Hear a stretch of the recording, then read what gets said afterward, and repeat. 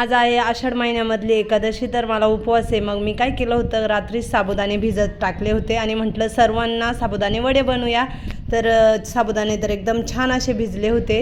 शेंगदाणे भाजून घेतले आणि हिरवी मिरची टाकून शेंगदाण्याचा बारीक कूट करून घेतला, एकदमच बारीक नाही केला।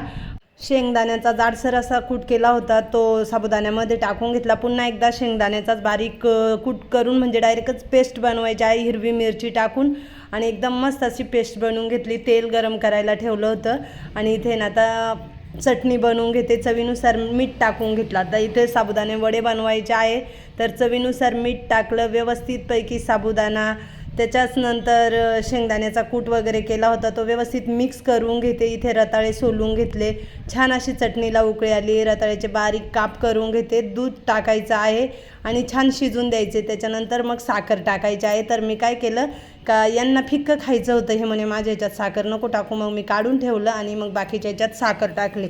आता इथे तेल तापलं आहे आणि म्हटलं चला साबुदाणे वडे तयार करून घेतले होते, तर ते तळून घेऊया। तर खूप मस्त असे साबुदाणे वडे झाले होते। साबुदाणे वडे तळताना जरा व्यवस्थित काळजी घ्यायची, कधी कधी साबुदाणा फुटतो आणि तो अंगावर वगैरे उडतो।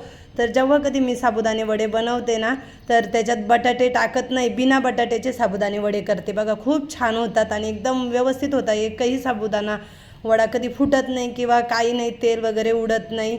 तर बघा अशा पद्धतीने मी बनवले साबुदाणे वडे। नक्कीच कमेंटमध्ये सांगा आजची रेसिपी तुम्हाला कशी वाटली ती।